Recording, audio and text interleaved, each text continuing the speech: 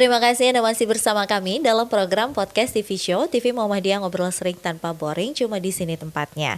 Ini saya yakin nih, Hadit pemirsa TVmu juga pasti penasaran gimana sih caranya, kasih tips dong ke kita semua nih buat bikin kayak gini biar berhasil. Tuh boleh nggak Hadit ngomong ke sini? Oke, untuk tips lebih khususnya mengolah limbah kertas ini ya gitu ya. Pertama itu pastikan serius dan konsisten gitu. Oke. Selain itu juga ada tipsnya itu sabar. Paling biasanya kalau untuk membuat kerajinan kertas ini kendala orang selama itu kurang sabar, Kak. Dari situ kurang sabar akan mempengaruhi bentuk hasil akhirnya gitu. Oke. Gitu sih. Udah itu aja ya tipsnya. Jadi serius, konsisten dan sabar. Benar. Karena bagaimanapun sebenarnya setiap hasta karya itu memang butuh ketekunan. Betul. Jadi nggak mungkin bisa hal-hal kayak gini disulap dalam waktu 1 jam terus sudah jadi bagus gitu, kayak nggak mungkin ya. Sepinter-pinternya orang gitu ya, pasti tetap harus butuh perencanaan. Jadi memang ada waktu untuk mendapatkan hasil yang sempurna kayak gini. Tapi selain itu kasih juga tips buat pemirsa TVmu kalau misalnya mau, kan kalau tadi kalau mau buat gitu. Kalau misalnya yang mau jualan, dia udah bisa nih bikin kayak gini. Kasih tips gimana caranya buat bisa ngejual barang-barangnya dia. Untuk proses penjualan itu paling tipsnya yang pertama itu produknya harus diseriusin. Dalam hal itu produk tersebut memiliki nilai kegunaan gitu. Jadi jangan semata-mata kita buat produk tapi nggak tahu nih kegunaannya apa ya kayak gitu. Nah untuk itu harus tahu nih manfaat produknya untuk apa. Nah dari situ bisa dibuat banyak baru dijualkan seperti itu.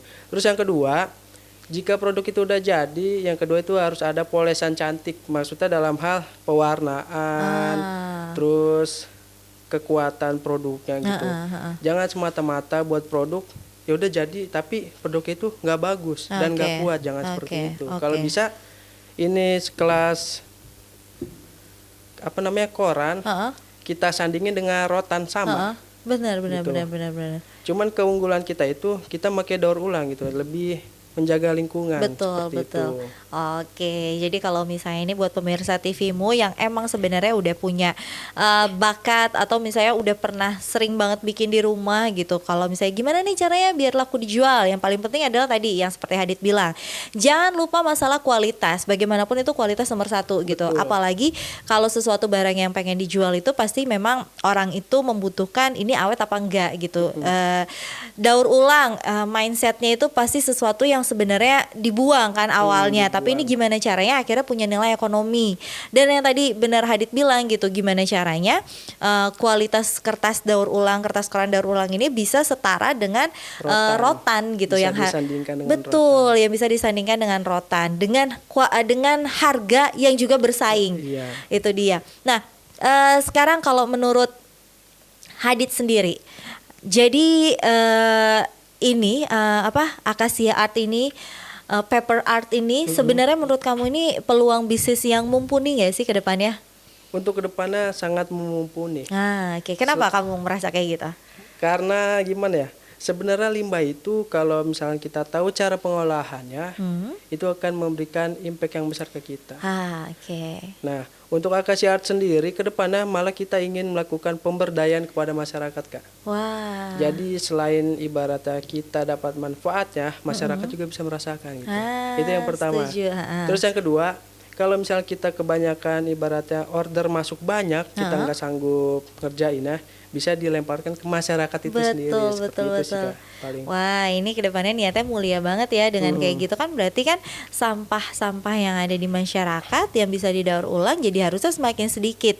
Tinggal gimana kita bisa ngasih sosialisasi kepada masyarakat bahwa sebenarnya masih banyak barang-barang yang mereka anggap sampah sebenarnya itu patut didaur ulang gitu. Karena sebenarnya kalau di luar negeri sampah daur ulang ini kan bukan sesuatu yang baru sekarang ini booming gitu, tapi emang udah dari dulu udah terbiasa gitu untuk memisahkan ini yang bisa reuse, bisa digunakan kembali, atau ini yang udah nggak bisa digunakan lagi kayak gitu.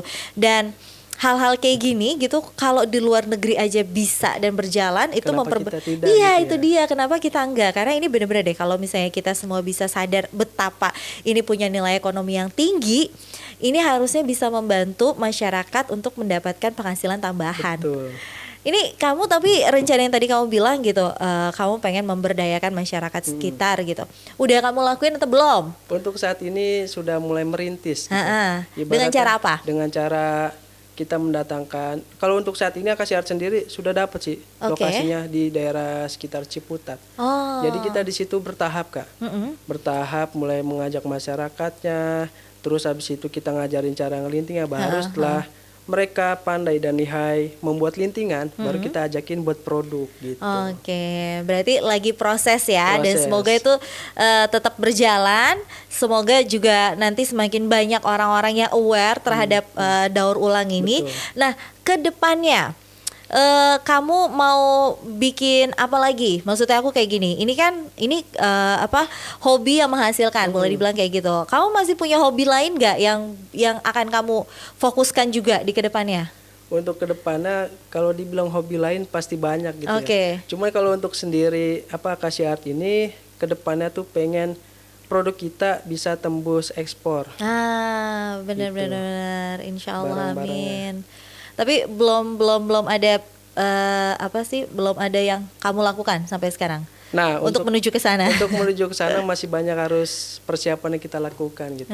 Seperti itu sih paling. Oke. Untuk apa sih biasanya kalau harus diekspor, meningkatkan kualitas? Nah, ya kualitas sama kuantitas. Kualitas dan daya tahannya nih seberapa kuat gitu. Oke. Tapi aku jadi penasaran, biasanya kalau benda-benda kayak gini emang kuat berapa lama? Tahan berapa lama?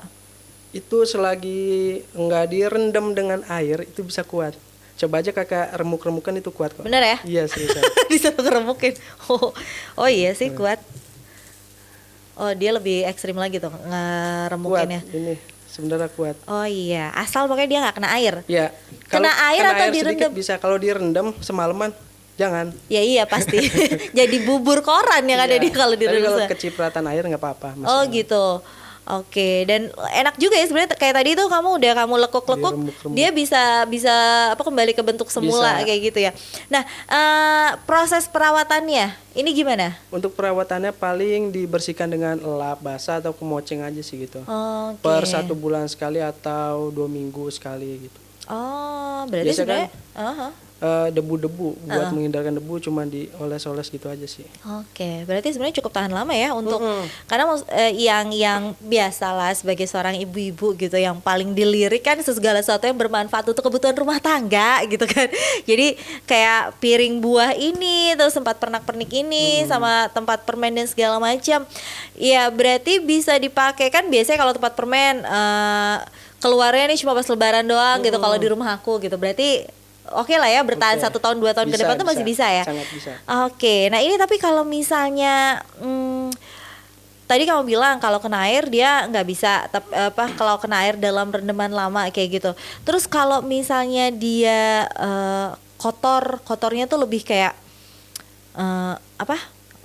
anak kecil misalnya main-main di sini dikotor-kotorin kayak misalkan gitu. Kena krayon atau bahan kopi gitu ya, bisa dianuin. Oh bisa pakai lap basah gitu juga nggak apa-apa? Bisa lap basah atau dikucurin dengan air sedikit aja, set gitu. Abis itu kita lap gitu. Oke. Abis itu perlu dijemur lagi atau didiamkan di suhu ruangan aja sudah mengering gitu. Oh gitu. Apalagi kan itu udah pakai tambahan pernis, jadi lebih kuat. Jadi kalau misalkan warna putih ini masih natural, pakai lapisan lem, jadi tinggal dilap aja. Tapi kalau itu pernis dikucurin air, bisa. Oke. Tapi kalau sejauh ini orang-orang lebih suka beli yang teksturnya masih tekstur koran seperti ini, atau yang udah warna-warna kayak gini? Nah benar, permintaan customer tuh aneh-aneh dan banyak gitu. Seaneh apa? Misalkan ada Kak, saya mau yang warna natural, oke kita sediakan warna natural koran. Terus Kak, ada saya mau warna kayak rotan dong warnanya gitu. Makanya kita buat seperti rotan. Seperti itu sih. Permintaan customer tuh aneh-aneh tapi menantang kita untuk membuat yang lebih gitu. Iya benar sih, benar. Pokoknya apapun selagi masih bisa dilakukan, kita hajar aja. Yang penting customer puas, customer senang, insya Allah bisa jadi loyal customer. Nextnya berarti jangan lupa untuk posting di marketplace, karena itu kan salah satu wadah jualan yang gede juga kan. Siapa tahu kalau misalnya tadi di Instagramnya udah sukses, udah bisa jualan sampai ke Pulau Sumatera, di marketplace bisa sampai sesuai sama impian kamu, bisa ekspor. Amin. Aduh gak kerasa nih kita udah 1 jam ngobrol. Makasih ya Hadid udah ngobrol sama kita panjang lebar. Dan ini semoga juga obrolan kita pada hari ini gak cuma bermanfaat bagi saya, tapi juga bagi pemirsa TVmu di rumah. Dan sekali lagi pemirsa TVmu, kalau misalnya pemirsa TVmu memang punya kegemaran yang serupa dengan Hadid, jangan sungkan dan jangan pernah untuk tidak berpikir kalau ini tuh punya nilai daya jual. Betul. Berani lakuin dulu aja, jual ke sekeliling, coba-coba untuk di marketplace, untuk di media sosial, siapa tahu laku.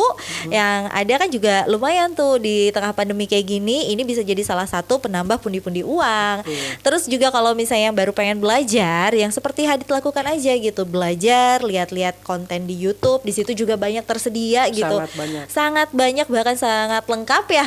Jadi nggak usah mesti belajar jauh-jauh harus sekolah segala macam, nggak usah, cukup otodidak aja gitu. Yang penting ini nih, jangan lupa untuk belajar melinting melinting kertas koran yang baik dan benar. Habis itu pilih desainnya sendiri sesuai selera dan ciptakan karya kamu sendiri. Hadid makasih ya. Sekali lagi terima kasih, dan sekali lagi juga terima kasih pada pemirsa TVmu. Jangan lupa untuk terus menyaksikan podcast TV Show TV Muhammadiyah di waktu jam yang sama. Saya Rani Rizky pamit undur diri. Wassalamualaikum warahmatullahi wabarakatuh.